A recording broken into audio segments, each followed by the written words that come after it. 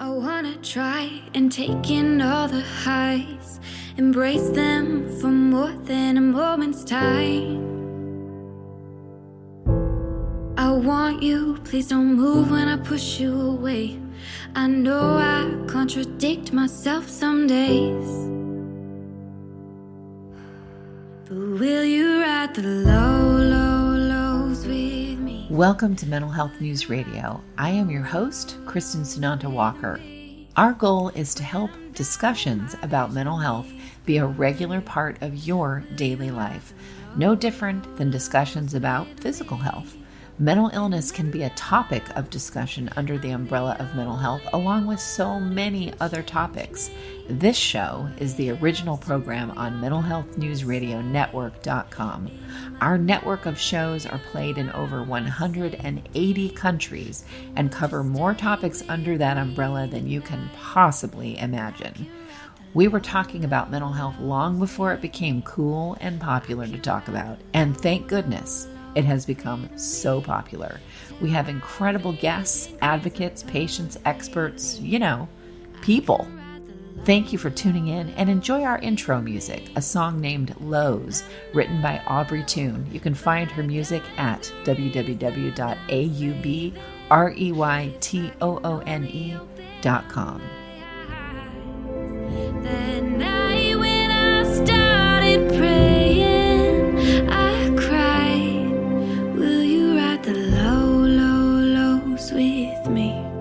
Will you ride the lows with me?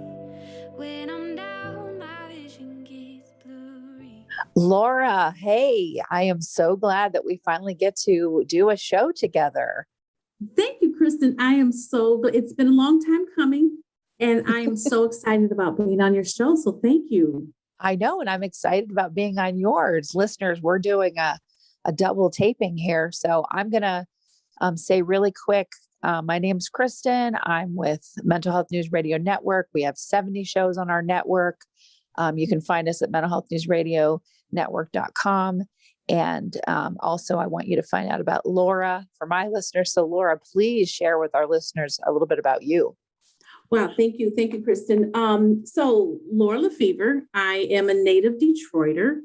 I work for the Children's Center here in Detroit, Michigan. And we are a community mental health agency. And we do everything mental health for children and families. And along with that, we are also a child placement agency. And so we do foster care and adoptions. And for me, I have the pleasure of being with the Children's Center now for 26 years. Oh my gosh. I know, right? You don't hear that a lot. Wow. It's my professional home. I love the work, Kristin. I know you do. I know you do. Yeah. It's a labor of love, isn't it? It is. It truly is a labor of love. When I came to the Children's Center 26 years ago, who knew that I would be here this long? But I have to tell you, the work of mental health is so important, and it has its highs and lows, but the families and the kiddos that we work with, 26 years later just really speaks to me. And so I love the work. And, I'm here. I am a parent. I am a grandmother. And, just a podcaster, now a podcaster, because now I have to time everything through COVID. Like, was it before COVID or after COVID, right. The podcast, and I have to really I want everyone to know, I have to give you a lot of credit. We attended a NAMI conference, probably 2019, maybe. Yeah, it was just before COVID. Yeah. Just before COVID. And you spoke and you mentioned your podcast, and it was something that I've been thinking about, but you really were the catalyst for me saying to the folks that I work with at the agency, like, this is an opportunity and a platform to really share with our community, and not just the Children's Center community and not just Detroit, but with everyone, the importance of mental health awareness, mental hygiene. That's a terminology I learned at the conference. But the importance of mental health understanding and awareness. And you were such a catalyst for that. So let me thank you. I do want to thank you for that. You're welcome. I just remember you were so excited, and we like stole ourselves away. Well, I don't know if you remember, but I get there and we both know Dave Ballenberger, but he had invited me to come, and I thought, oh, I'm going to have like a breakout session with maybe 10 people. Yeah. And I get there, fly all the way there, and he goes, no, you're the keynote speaker. And I was like, and this was 15 minutes before I was set to go up there. And I was oh like, my gosh. I thought he was kidding. I was like, okay, where's the camera? This is on film, right? This is totally a joke. And he's like, no, you're the keynote in that big room over there. And I was like, oh my God. And I don't have a problem public speaking, but that I was like, I can't, with what I plan to talk about, I can't fill up. He's like, well, you have 90 minutes. And then my heart sank and I'm like, I can't scramble. And I had to tell myself, you have done like 2,000 interviews. Yeah. And you have had to tap dance with people on the phone that just go, yes, no, doing shows. As you know, every so often you get a guest and they're like nervous or whatever it is. And so they give you these one word answers and you're like, man, I'm tap dancing for my supper on this one. Well, let me tell you, you've got tap dancing down to an art, because it really was. And, for everyone listening, Kristin, I saw you in the lobby and I was like, can I get a few minutes of your time? And it was, so impromptu, and you were so kind and you were like, yeah, come on, let's talk now. And I'm like, oh, yeah. Okay, let's do this. Scoot over. I'm at the table.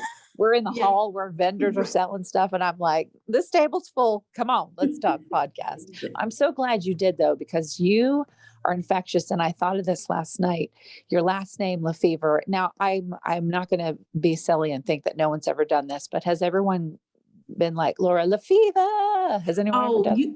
Let me tell you. A lot of people just, when I was younger, I'm not going to age myself because I'm seasoned, everyone. I'm a seasoned age, but I've heard all the Lefevers and I love it. People sometimes just call me by my last name and I'm like, hey, or, it's been a variety of things. And I'm like, hey, if it gets me to the table and have a conversation, that's right. Let's do it. Who cares? I know. That's I don't know why that kept coming up. And then I played Madonna Fever and I was like, yeah, I'm in the mood now. We're going to have a conversation with Laura. That's right. That's right. Well, tell us, 26 years is a long time, and that's a long time in mental health. Yeah. And you've made it through the COVID. Well, we're still in the COVID years. So again, blue medal ribbon, gold star ribbon to you for all of this time and everything you've gone through. But tell us at the beginning of your journey, how did you get into this kind of work, 26 years ago? Yeah. So my college path, we go to school for one thing and sometimes we fall into something else. Yep. I had every intention. So I am a criminal justice major and was looking to do pre-law. My goal initially was I wanted to do law enforcement.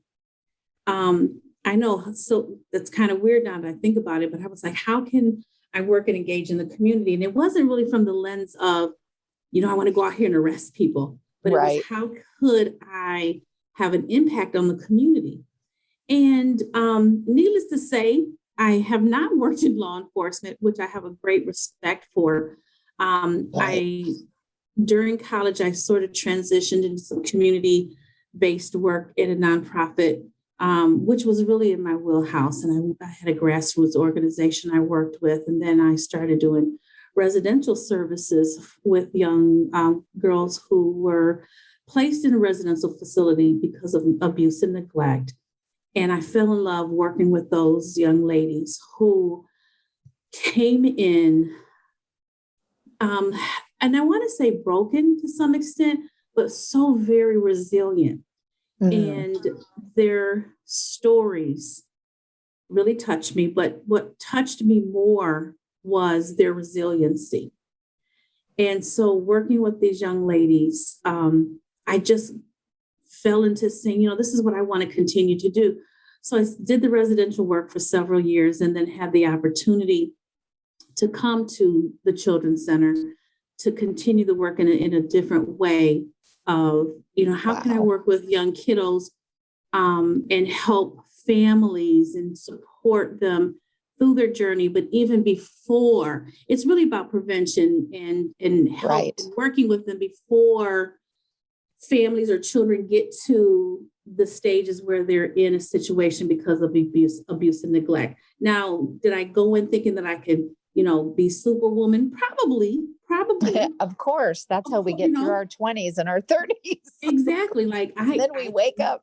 But it really, again, working, the families come to us and they're walking through their mental health journey. And I found again, wow, this is an opportunity to help families and our kiddos really walk through that journey and help them focus on their resiliency.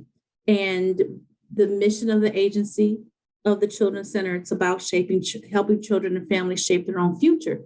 And I'm like, this is where I need to be. And so I started off as a case manager within the agency and in a home-based program. And I love, like with residential, I love being like right there with everyone. And so started off as a case manager and worked in several programs throughout the years. And as you go into the work, and like I said, you want to go in and you kind of a superwoman, but you find that also these families and the kiddos that we work with, they leave you better. Right. Oh my gosh. As a professional, they to watch them through their journey. And it's not So easy. true. And I know you know this. It's not easy because when we talk about mental health, we're really talking about kiddos, and our agency works with kiddos with serious emotional disturbances. Right. And I've come home some days crying because Yep. just because of the impact, and I'm crying. I'm like, get it together, because these children and families, they're walking through this. Right. They're living this. But I left many more days feeling positive about the work that they are doing, because they're doing the work. Right. Their treatment plan is their treatment plan, and they're resilient. But like I said, there's good days and bad days, but I think there are far more greater days than there are bad. Yeah. And I mean, you have this long history of time to look at it too, in terms of how the public views mental health. I mean, when I started my podcast years ago, and I was a volunteer in mental health, and I was working on the business side of mental health, for like 15 years. And the landscape is very different now, which is awesome. And it was becoming different anyway before COVID. Yes. And then boom, COVID made it like, okay, no, now mental health is like, there is people will go, oh, there was stigma about it. And I'm like, where have you been? But that's how normalized it is now to talk about these things, which is great. Yeah, absolutely. But what do you see as, for me, what I've seen is, we have so many therapists and caseworkers and, people just in the industry of mental health, and anybody that was in a caring, in the caring part of it, not the business side, but the, the case managers, the therapists, the whatever, they're really pretty burnt out because they've been busier than they've ever been. So what do you see from your side with, being in a place like the Children's Center? What have you seen go on since COVID? Kristin, that's such a good question and such a true statement. And what we have seen, and it's happening across the sector, people are burnt out. They're managing their own families and their own mental health. Right. And COVID has really been eye-awakening. I think, there's a lot of negative things that have come out of COVID, but one of the things that have, I guess, on the positive side, if we can say there's a positive side of all of this. Oh yeah, of course. Yeah. Yeah. That there's this awareness, again, as you said, folks are saying, was there stigma around mental health? Like, yeah, there's been stigma historically, it's one of those things that we just don't talk about. It's like, right. Okay, that's just, Uncle Johnny in the corner. But it really has opened up everyone's eyes in terms of self-care, acknowledging it's okay to say I have a mental health diagnosis, and I appreciate that. And what I appreciate also, so many things. is that I always say the new generation of young people coming out of school, even high school and college, they're so more open to having the conversation around mental health and acknowledging it's okay to take a mental health day. Now, what I can say, I go back to say, it has impacted the workforce. And I think many of our partners in the sector, I know within the Detroit Wayne County area in Michigan and across Michigan, we've lost people. Right. They have decided, you know what, this is too much for me right now. And they've decided to take on or take a break from the work or to change careers. And so we are always working to encourage others to come and join the work because it's so important. Right. But I think organizations and that in private, whether you're in private practice or an agency, really taking a look at how are we supporting the mental health of our employees. I know. What do we do? Yeah.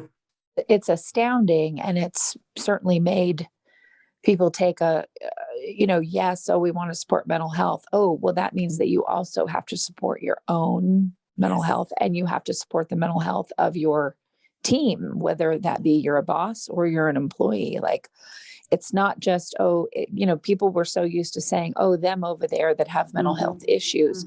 What I found was they were still bringing that into the mental health world of, okay, well, now it's great. We're talking about it. Yes, everybody has anxiety and PTSD. Everybody has something diagnosable. They did before, as we know, but now it's okay to say that you've got, these diagnoses. And yet it was still, oh, well, those people over there need to make sure that they get mental health help. And it's been really interesting for people to go, oh, no, that means me. Like it really does start with you. And, I used to be able to, anybody could call me and go, can you recommend, a great therapist? Telehealth is now no longer an issue. Thank God, because of that's really because of COVID took away a lot of the barriers to telehealth. But I used to be able to go, yeah, there's 15 or 20 on this network that are, that I know personally that are fantastic. And you know what? I just did that for someone about 2 weeks ago. And she said, I reached out to every single person and they aren't taking new patients right now. Yeah. Yeah. And that's just, it's, yeah. Yeah. It's everyone recognizing that, oh, I need to take a break. And I know for many therapists, they have their own therapist, even before COVID. We all have something, I believe, that we can benefit from therapy. And in order to process, I mean, we're not, I always tell people the work doesn't exclude us. You don't get a pass. There's no go pass, go or get out of mental health. Like I work here at the Children's Center, so I therefore no longer need therapy. That's not how it works. No, that's not how life works. This is something that knows no bounds. And I know, Kristin, as we talk, I'm speaking to the choir. We know that mental health knows no bounds. There's no geographic, no demographic that it doesn't touch. And that goes for those in the field that are doing the work. Yeah, exactly. So that part's been fascinating for me, and that across the board, it doesn't matter what field it is. I've told people, it's a big shift for people. It's not one industry saying, I want to completely change my life. I've reevaluated everything. COVID has made me reassess everything. It's not a single profession. I've said, a farmer, it's as wide an array as, a farmer might say, you know what, I've always wanted to be a stockbroker, so I'm just going to get rid of this farm and be a stockbroker. Where a stockbroker might say, I have had it with this, I'm going to go be a farmer. It's just across the board. People are saying, taking stock of their lives and their mental health and going, what am I going to do to make me happy? What do I want to do? I've done that as well. So, what kind of things like that, awakenings like that, have you had through all this? Oh, same. You do take stock, and that's the analogy you just gave with the farmer saying, "Hey, I'm done with this." I think we all, and I think I go through that. When I turned, I guess I'm going to age myself, but when I turned 50, hey, I'm 52, so there we go. And I need to wear that as a badge of honor. Really. That's right. We're like fine wine. We get better with age. we are like fine wine. We do. And you know what? I think I'm living my best life now, to be honest. I don't want to go back to Exactly. 21. Oh God, I know. No. Only if I could take the way I feel about myself, the way I carry myself, Yes. the boundaries that I have worked hard to create in my life. If I could take that back to 20, hell yeah, I'll go back to 20. But if I can't, forget it. Forget it. All I want though is my 21-year-old niece. And can I throw that in there? I'll take my 21-year-old behind too, but that's a whole other thing. I know. That's a whole other podcast conversation. Yes. But to go back, we all do take stock. And kind of, like, what am I doing? Is this where I need to be? But I think in the conversation, and it goes back to, when we were talking about the podcast pre-COVID, was in the work that I do in my role at the Children's Center. Part of the work that I do is having the great opportunity to help families advocate, about this work. I can spend my time in conversations with community members and some of our local officials to speak to everything around mental health and children's mental health and on an advocacy platform. And so that's where my wheels had begun to say, wow, where's everyone at these days in terms of, how can I help elevate the awareness? And I'm like, podcast, this is a great opportunity. And so, like I said, within the work, I kind of pitched it to my boss and who thought it was a great idea. And I said, okay, now, mind you, I don't have any journalistic background, didn't go to school for journalism, but I have the personality. Yeah, you have the personality for sure. I appreciate that. And I said, well, how can I take that personality, that talent and knowledge of working, having the opportunity to working with families, and how can I communicate to a broader audience and to say, a podcast would be a great way to highlight the work of the Children's Center, but not only the Children's Center, the podcast is about giving voice to our families and giving voice to everything that affects children and families. So mental health is the anchor, but it's also, let's talk about education. Let's talk about physical health and to bring an awareness. And I'm like, this is a great opportunity to get the word out to everyone and to share not only what our agency is doing, but other agencies, because again, unfortunately, one organization, one platform can't do it all. So why not highlight what others are doing everywhere? Because if it benefits our families, if it benefits a kid, a kiddo or a teenager listening in, then I've done my job. Yeah. And it's why I like this industry as well, because I've said to people, look, it's a great place to have no competition. It's totally about, like, I don't care if there's 27 mental health networks out there. I mean, good. Yes. And any podcaster on the network that wants to be involved with all 27 of them and mine, good. That's more voices out there being heard, helping more people.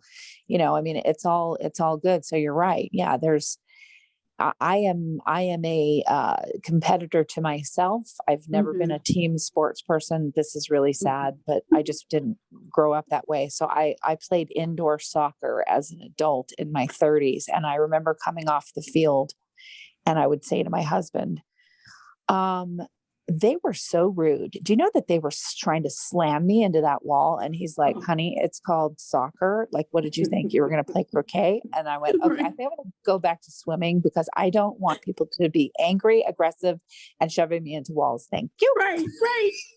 So in our industry, I mean, yes, there are people that get competitive anywhere, blah, blah, blah. But for the most part, the grand dream of mental health and all that is to really have this cohesive society that that helps. And hey, if that over there helps, then great. That's the part I really love about it. It's very kumbaya. Yeah. And one thing, our CEO at the agency, Deborah Matthews, will say she would love to see us work our way out of the business. But until then, it's our duty to do the work of being a catalyst of helping families through treatment through our child welfare work. So if we work our way out of business, that's great. But until then, we've got a duty to serve. Yeah, that's so true. I love that. And you know what? Another thing in mental health, because I came from technology and business, it was so nice to move into the mental health field on the business side, because I was like, oh, there are a lot more women running things in mental health. That's right. It's more of an equal thing here, or even, more on the female side, being directors, CEOs, whatever. I thought, well, that's fascinating, because when I was just in tech, it was a rare thing to, oh my gosh, you're a woman. Right. And you're running this company. Right. Wow. Right. No, I know it is wonderful. And, and now on the flip side, also, we're always saying, well, we need more men in the mental health field or the social work field. And absolutely. so, it's like, we got to be able to find a balance. So, in one industry, it's male predominant. On this side, it's very much female predominant, but we do need that balance. And I always get excited when I see men in the room having a conversation. It's like, oh my God, thank you so much. So it's like male teachers. I know. So I say shout out to all of the men who are doing this work. Not that I don't appreciate, as women, don't get me wrong, I appreciate us, but as men doing this work, it's so important. And I just want to shout them out for their commitment. Absolutely. Yeah. So when you are doing, when you started doing shows, and give us an idea of, the kinds of interviews that you would do. And I know what the topics are, but can you get into some specificity around topics and things that you've learned from shows? Yeah, no, absolutely. So from the shows, and so it goes back to like, Laura, you have this great idea. And it's like, oh, what are you gonna talk about that is going to be of interest to anyone? And so the low-hanging fruit was my very first podcast was with my CEO, to really talk, to bring awareness to the work of what we're doing and what she has charged all of us in doing. So we started there. And then I so far have done conversations around fatherhood and fathers in mental health, the mental health journey with their children, because families, though oftentimes we'll see the mother or grandmother bring their kiddos in, bring the youth in, we know dad is there. So the importance of fathers in the mental health journey. Good for you. Yeah, we have a big fatherhood focus, is one of my program areas. So I definitely wanted to highlight that.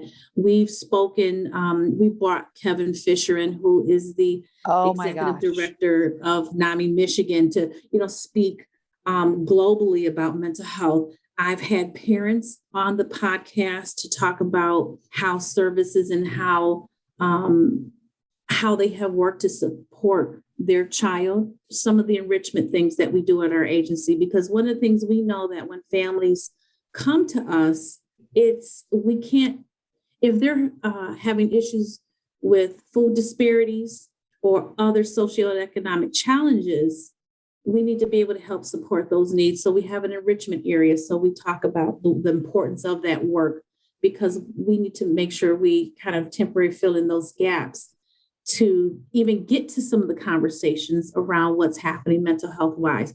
We want to talk about education. So those conversations happen. How to access services, because one of the things that I always hear in the community, well, there's no resources or we don't know how to access them. Yes. And so, and it's true for many families. It's like, where do I, if your child, or even if you're an adult, where do I even start? And so it's so important for everyone in the community to know what resources are there and where to start.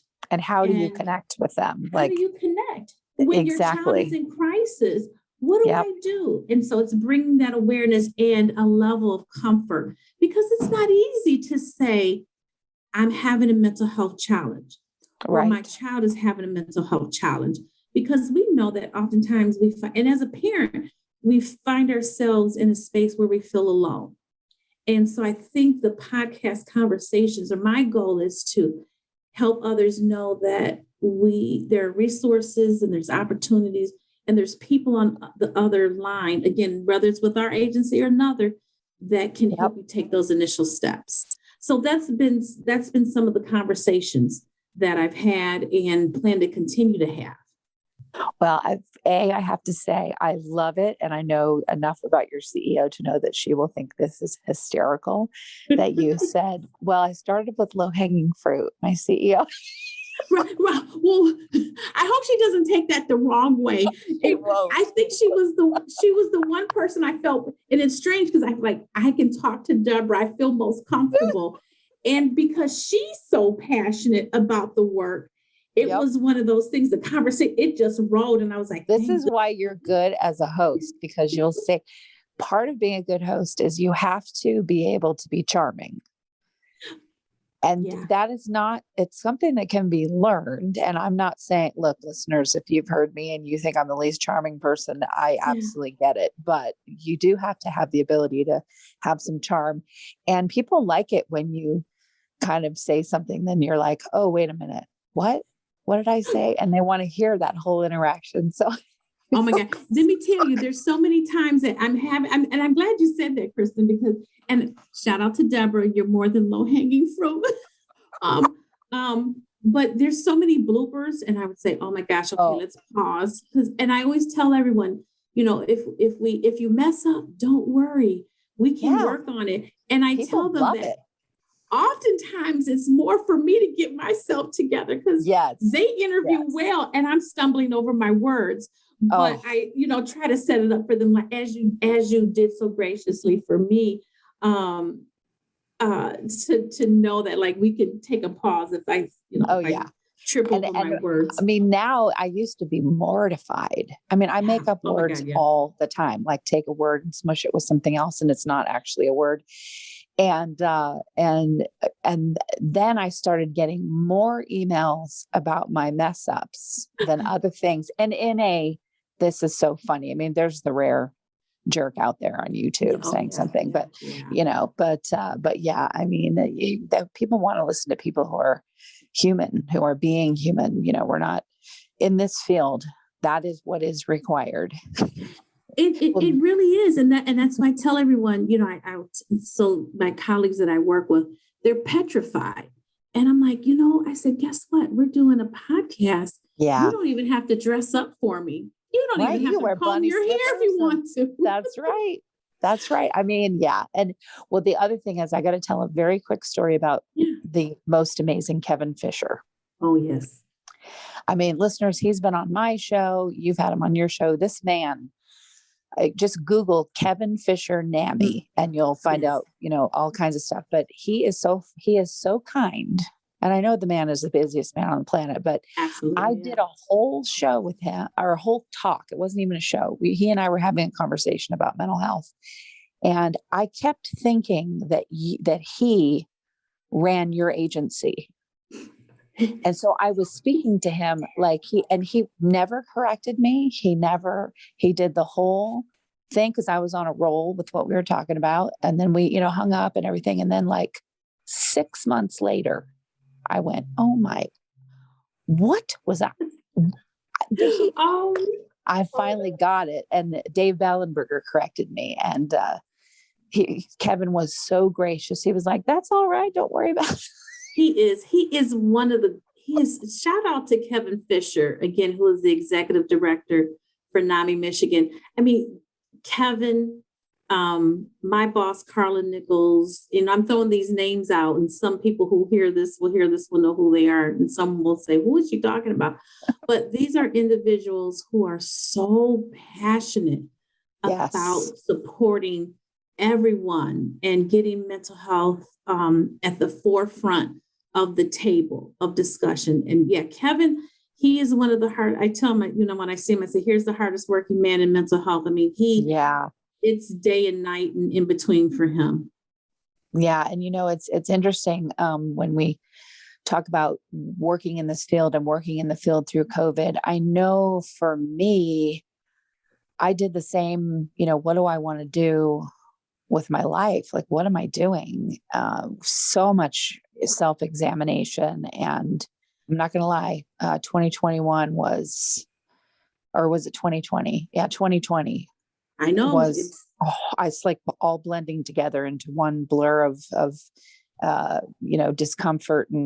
But I got through that year because a neighbor, which is now a good friend, and she also works with the network. Her name's Georgia. I got through that year because I could literally, she was a neighbor across the street from me. And so I literally went to her house every day, and we just sat in horror together what we thought was going on and helped each other with our mental health.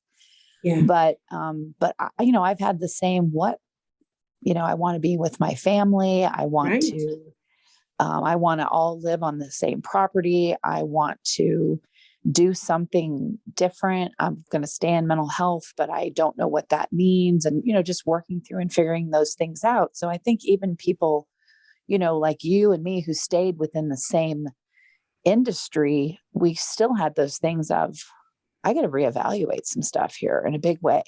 Oh yeah. You're right. And it goes back to your point, like how did 2020 was when March of 2020 hit and we started all working remote and staying home and, washing our grocery bags. It was like, what? Yes. Remember that? It's like, Yes. Oh my God, I got to wash my bread bag. It's like, what's going on?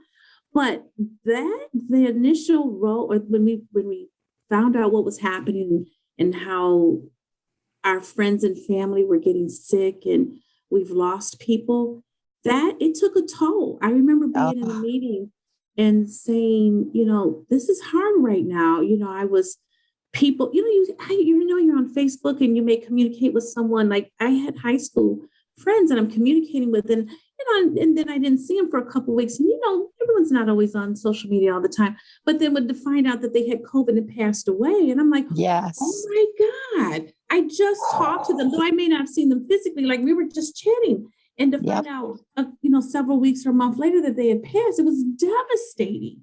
Yep, and you when you're in it, the stages of grief because you're in this field, and you're like, oh man. I'm going to be walking into grief. Oh yeah. Now grief again, because someone else passed away. Oh, and here we go again. Yeah. It was one situation after the other. And then I had a daughter, my daughter was in college at the time. She just graduated in December, but helping her manage, her feelings and her mental health, yes. Like what's going on. And it was a big impact for our young people who are in school, who now found themselves very isolated from their friends. They couldn't have their normal experiences of, going to homecoming or graduations. All that was kind of, it was taken away from them. So it was very hard to negotiate your own family and feelings too, but trying to say, okay, I got to keep it together because I'm also responsible for other folks. And I know that was difficult for everyone. I don't think that there was one person who can really say, and I may be generalizing, but it was tough on everyone. It was. Yeah. It was rough on everybody in its own, unique ways. And it's been, now I kind of sit back, we're not in the heated stage of this that we have been. So a lot of things where wear a mask, don't wear a mask. And I'm not going to advocate one or the other because I like to be neutral about these things, but, get vaccinated, don't get vaccinated. It was really interesting for me to go into some situations where I was doing work and having people believe things and believe it fiercely, like to the core of their being, that are exactly the opposite of what I believe. Exactly. Right. Yeah. And to have them be in healthcare on top of it and maybe like, you're not going to what? And see people become enraged, if they saw me wearing a mask or whatever. I actually had someone, I thought this was kind of funny, but I had someone get just immediately enraged. And I thought, okay, I'm going to put myself like I'm when I used to do therapy dog work in a psych ward, I'm going to pretend that that's where I am right now to handle this rage coming from this person because I was wearing a mask and I got this big lecture and what a sheep I am and blah, blah, blah. And again, I'm not saying either side is whatever, but I couldn't help myself. As they left where we were, I went, bye. I couldn't be silent in that moment. And we're human, right? we're Yes, human. exactly. We're human. And Kristin, on top of that, we went through, we're at home and we Yes. witnessed one of the most horrific things that I think anyone currently, and the word I'm trying to make sure I say this correctly and appropriately. We witnessed the death of a Yes. man on television that was played over and over again. Yeah. And the secondary Yeah. trauma of that, and for those who witnessed it, the immediate trauma, the impact, but for us to see that, Yes. so we had, and so I have to say his name, George Floyd. We witnessed Yes. that in the middle of the pandemic. It brought light to so many things, and I don't want to get into it, but that situation was so very traumatic. I know for me and for so many, as we're trying to navigate through the pandemic and talking to our families and our children about that and having to process that, and the safety that some may have felt was just stripped away. And Yes. so there's just been a lot that has. It's been so much. I mean, politically, racially charged. Yes. I mean, across the board, there were so many things. And it when I say sociological study, I look at it like there was nothing in situations like what you're talking about. There, in some ways, because of distance or whatever, there wasn't a lot of outlets. We weren't supposed to go outside. We aren't supposed to do protests. I mean, a lot of people need to do those things because they need an outlet for their trauma. Mm-hmm. And we weren't able to go do those things, or we were told we're not supposed to. And so, there's already a lot going on. And here we are bringing to light things that have always been there. But absolutely. but it was in our anymore. face. Yeah. Things that have been there that are in our face and that we could no longer ignore. And I look at that term woke culture and I'm like, why is that a bad word? It means people have awakened and see what's been before them through the history of time. Yeah. And so so even the podcast, the goal is to, as we talk through things, you want to stay neutral, you want to stay neutral and have a conversation. But some things really force our hand to say, hey, we've got to talk about this. And we got to talk about it through multiple lenses. And, I always bring it home and I speak of trauma because witnessing such an act is very traumatic. And, we have children who, now everything is 24/7, the news and social media. And so for our kiddos who are saying, oh my gosh, am I safe? Is so, and having parents needing to walk through that situation with their children and trying to help them feel safe again.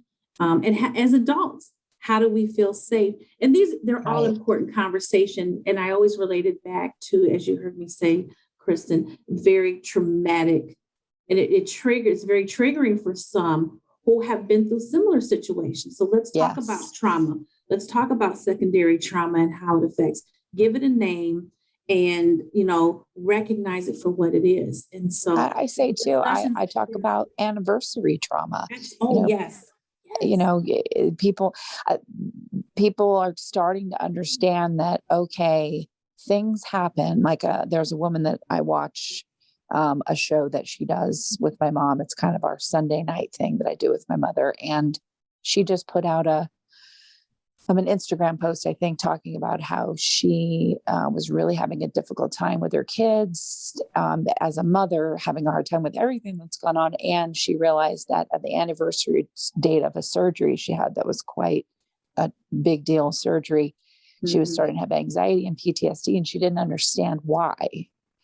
And then she said, well, I'm going to go to a counselor. And she put all this out publicly. And this is somewhat of a well-known person. And I thought, oh, good. People feel comfortable enough to say, these things that we go through, the things that we witness, that speaks to what you're talking about. Those things do have an impact. And they have an impact, not just that day. They can have an impact, on the date every year thereafter, if not at other times. Yeah. Oh, yes. And that's why I said we have to give it a name. We have to have folks understand that you have permission to feel.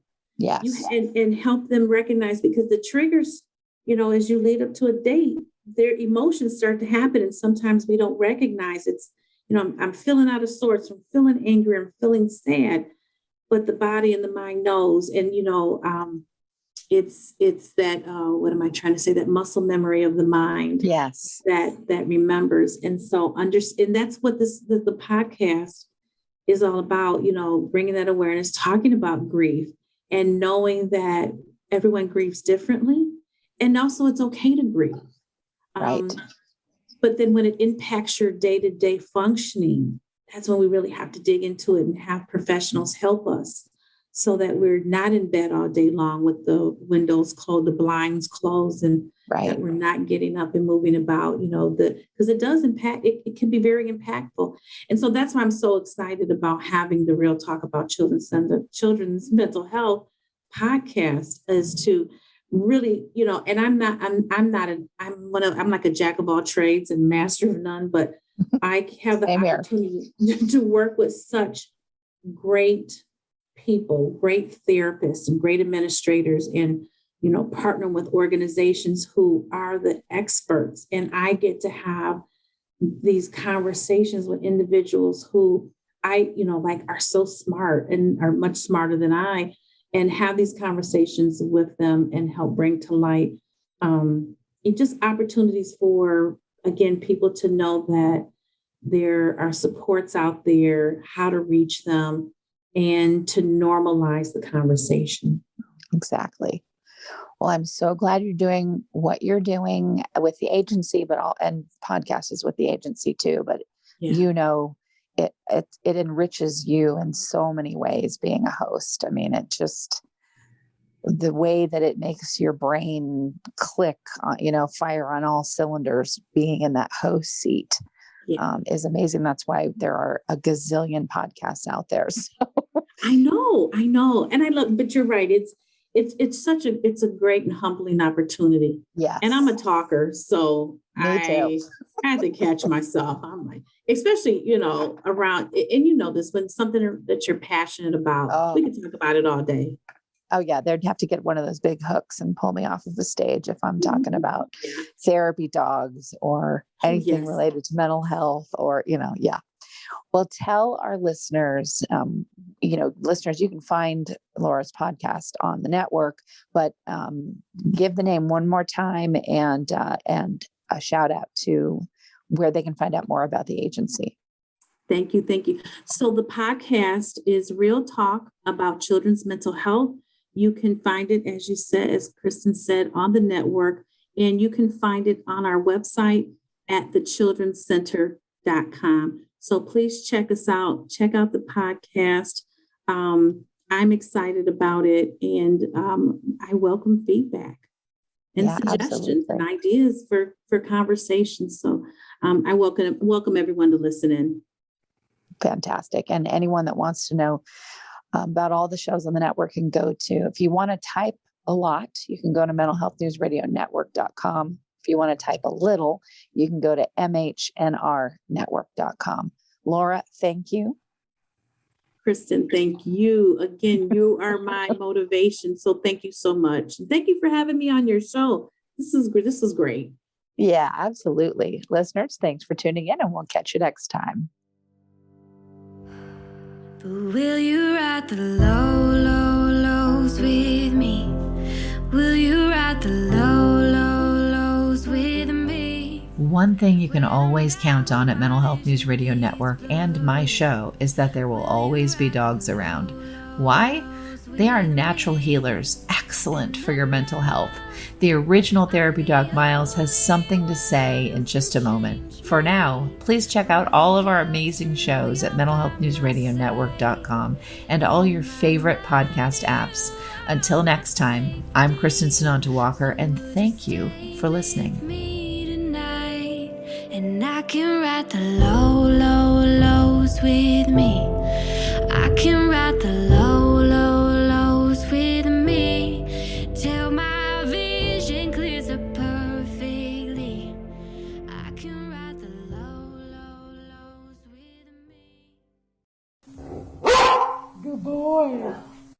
All right. That was awesome sauce. Oh, thank you. Yes, I love this. This was so great. Thank you, thank you, thank you. Joe, I hope I didn't talk too much or stumble too much. No, not he's used to me, please. And sometimes he'll take the little things out, like, just like what we just said. Sometimes he'll take those and he'll play them after the end. Hello, Kristin and Laura. Yes, that is exactly what I just did. I hope you all enjoyed the show.